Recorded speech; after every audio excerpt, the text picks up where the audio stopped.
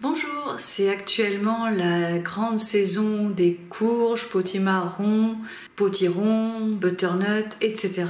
Et j'en profite. Pour ma part, j'aime particulièrement cuisiner des desserts avec ces légumes légèrement sucrés.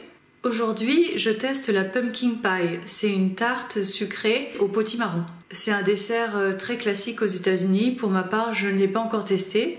J'ai trouvé une recette qui m'a bien plu dans ce livre-là sur les courges à la bibliothèque. Elle a la particularité d'utiliser pour la pâte du lait condensé. Ça m'a paru intéressant et facile à faire. C'est pour ça que je vais la tester aujourd'hui.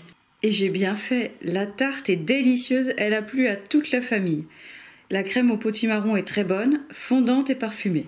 Ce matin, j'ai préparé la pâte à tarte. C'est tout simplement la pâte à tarte, la recette Tupperware. Celle où on met tous les ingrédients, on mélange vite fait dans un bol fermé et la pâte est prête. Pour cette pâte, il faut 250 g de farine, 100 ml d'huile, 100 ml d'eau chaude mais pas bouillante, une pincée de sel, on mélange le tout et c'est prêt. Pour la garniture, voici les 400 g de purée de potimarron. J'ai coupé mon potimarron en 4 et je l'ai mis au four pendant une bonne demi-heure en même temps que je cuisais d'autres choses dans le four. On a aussi besoin de 2 œufs et d'un jaune d'œuf. Pour le jaune d'œuf, je vais garder le jaune et puis le blanc, je vais le mettre dans cette petite boîte qui ira directement au congélateur pour une prochaine recette. Il faut aussi 100 g de sucre. Sur la recette, c'est marqué du sucre brun, mais j'en avais pas, donc c'est du sucre blanc. Le lait condensé, 400 g. Donc c'est l'équivalent d'une boîte de cette taille-là. Du mélange 4 épices. Il n'y a plus de place par là, je vais le mettre là. Et de la cannelle. Je prépare la garniture. Pour cela, je mélange les 2 œufs, le jaune d'œuf et le sucre au fouet. Je vais mélanger jusqu'à ce que le sucre soit bien dissous. J'ajoute 400 g de purée. J'ajoute aussi le lait condensé. Et enfin, les épices. C'était marqué 1 cuillère à café et demi d'épices à pain d'épices. Bon, moi j'ai du 4 épices. Je pense que ça s'en rapproche un peu. Et 1 cuillère à café de cannelle.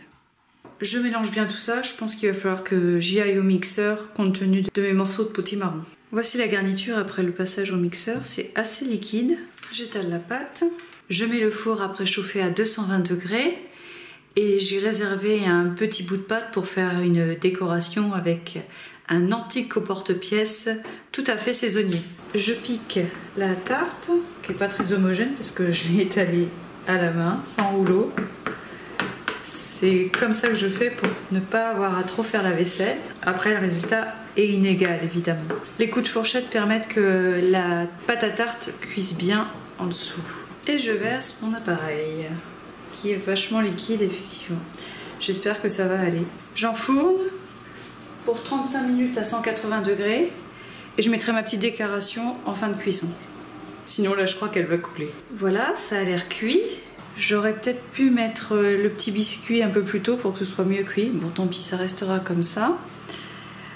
Je laisse maintenant refroidir, tiédir ou refroidir. Sur ma chaîne, vous trouvez plein d'autres gâteaux à base de potimarron ou de butternut ou de courge globalement. J'ai déjà testé pas mal de recettes très originales et bien parfumées, notamment le biscuit roulé, le pumpkin cake, le brownie à la citrouille, ça c'était vraiment très bon et très original. Vous les retrouverez dans la liste de lecture. À bientôt!